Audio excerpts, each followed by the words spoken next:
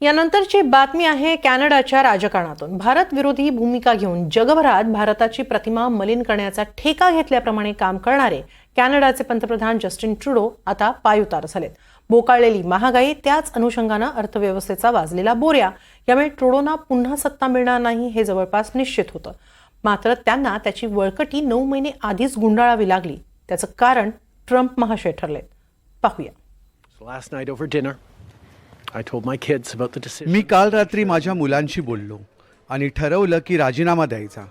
मी माझ्या संपूर्ण करिअरमध्ये फक्त कॅनडातील लोकांच्या हितासाठीच काम केलं आणि यापुढेही असंच देशहितासाठी काम करत राहीन। Through a robust, nationwide, competitive process.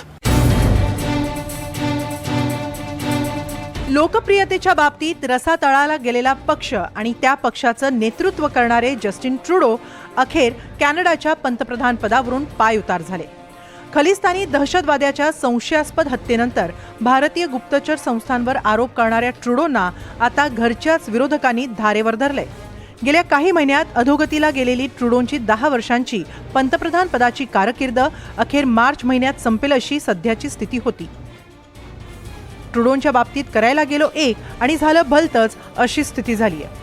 त्याचं झालं असं की अमेरिकेचे नवनिर्वाचित राष्ट्राध्यक्ष डोनाल्ड ट्रम्प अमेरिकेत अवैध प्रवेश करणाऱ्यांविरोधात कठोर कारवाईवर ठाम आहेत आणि शेजारच्या कॅनडानं असे अवैध प्रवेश रोखावेत, नाहीतर कॅनडातून येणाऱ्या मालावर सुद्धा 25% कर लावण्यात येईल अशी ताकीदच ट्रम्प साहेबांनी दिली।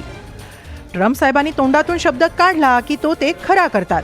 त्यामुळे ट्रुडोंचं धाबं दणाणलं आणि ते थेट ट्रम्प यांच्या भेटीसाठी फ्लोरिडाच्या फार्म हाऊसवर पोहोचले।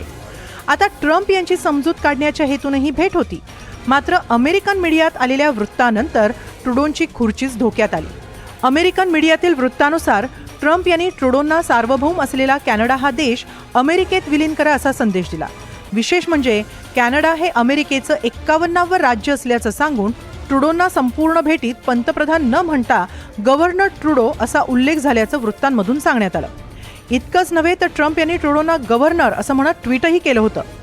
तिकडे पंतप्रधान स्वतः भेटीला गेल्यावर कॅनडाच्या सार्वभौमत्वावर हल्ला झाल्याचं कळल्यावर ट्रुडोंची होती नव्हती ती इब्रतही कॅनडाच्या वेशीवर टांगली गेली आणि अखेर ट्रुडोंनी राजीनामा देण्याचा निर्णय घेतला। जस्टिन ट्रुडो यांचा कॅनडाच्या पंतप्रधान पदाचा राजीनामा ही अचानक घडलेली गोष्ट नाहीये, तर त्यांच्या विरोधामध्ये त्यांच्याच पक्षामध्ये म्हणजे लिबरल पार्टीमध्ये जो कमालीचा असंतोष होता, त्याचप्रमाणे कॅनडाच्या अंतर्गत आर्थिक प्रश्न हाताळण्यामध्ये त्यांना जे कमालीचं अपयश येत होतं, कॅनडाचा इकॉनॉमिक ग्रोथ रेट डाऊन झाला होता, कॅनडामध्ये महागाई ही 10% वरती चालली गेलेली होती आणि दुसरं महत्वाची जी बाब आहे ती म्हणजे त्यांची एकूणच जी रेटिंग होती ती कमालीची घसरत चालली होती आणि दुसरीकडे कन्झर्वेटिव्ह पार्टी जी आहे ती कमालीची स्ट्रॉंग बनत चाललेली होती। त्यामुळे त्यांचा जो इरादा होता हा प्रामुख्याने ऑक्टोबरमध्ये ज्या निवडणुका, तिथं सार्वत्रिक निवडणुका कॅनडामध्ये होणार आहेत, राजीनामा द्यायचा आणि आणखीन त्या निवडणुका लवकर घेता येतील का हे बघण्याचा प्रामुख्याने त्यांचा उद्देश होता। कारण ऑक्टोबरपर्यंत त्यांची रेटिंग आणखीन घसरली असती आणि लिबरल पार्टीला पुन्हा सत्तेवर येण्याचे सगळे मार्ग बंद झाले असते। तसेही 4 वर्षांपूर्वी जस्टिन ट्रुडो अल्पमतातच सत्तेत आले। शीख समुदायाचे एक नेते जगमीत सिंह यांच्या पाठिंब्यावर आतापर्यंत त्यांचा कारभार सुरू होता। जगमीत सिंह स्वतः भारत विरोधी असून खलिस्तान चळवळीचे खंदेश समर्थक आहेत। या जगमीत सिंहांच्या आग्रहामुळे ट्रुडोंनी हरदीप सिंह निज्जरच्या हत्येप्रकरणी भारताच्या रॉ संघटनेवर आरोप केले। निज्जरच्या हत्येला आता वर्ष उलटून गेलंय, मात्र भारत विरोधी आरोपांना ठोस पुराव्याचं कोणतंही बळ कॅनडाच्या तपास यंत्रणांना देता आलेलं नाही। उलट या काळात भारत आणि कॅनडा यांच्यातले परराष्ट्र संबंध मात्र तुटेपर्यंत ताणले गेले। दोन्ही देशांनी आपापले राजदूत माघारी बोलावले। आता नव्या सरकारच्या जडणघडणीत जगमीत सिंहांची भूमिका काय असेल यावर भारत कॅनडा संबंधांचं गणित अवलंबून असेल। असा प्रसंग किंवा अशा स्वरूपाने दोन्ही देशांमधले संबंध हे कधीही इतके खालच्या लेवलला आलेले नव्हते किंवा इतके तणावग्रस्त बनलेले नव्हते आणि त्यामागे प्रामुख्याने जस्टिन ट्रुडो यांची भारतासंदर्भातली धोरणं होती। तिथं हरदीप सिंग निज्जरच्या हत्येप्रकरणी त्यांनी उघडपणे भारतावरती आरोप केलेले होते, मात्र भारताला कोणत्याही प्रकारचा पुरावा देण्यासाठी ते अपयशी ठरलेले होते। त्यांच्या आरोपामध्ये कुठल्याही प्रकारचं तथ्य नव्हतं, पण असं असतानाही ते जाणीवपूर्वक तिथल्या शीख समुदायाला आपल्याकडे आकर्षित करण्यासाठी आणि त्यांचा येणाऱ्या निवडणुकांमध्ये फायदा करून घेण्यासाठी, राजकीय फायदा करून घेण्यासाठी जाणीवपूर्वक ते प्रयत्न करत होते. दुसरीकडे 4 वर्षात कॅनडाच्या अर्थकारणाचा पार बोऱ्या वाजलाय. नाटोचा सदस्य असल्यानं रशियाशी आपोआपच वैर घ्यावं लागलंय. त्यामुळे कॅनडाच्या जीवनाचा अविभाज्य भाग असणारा नैसर्गिक वायू तिथं महाग झालाय. महागाईनं कॅनडाच्या नागरिकांचं कंबरडं मोडलंय.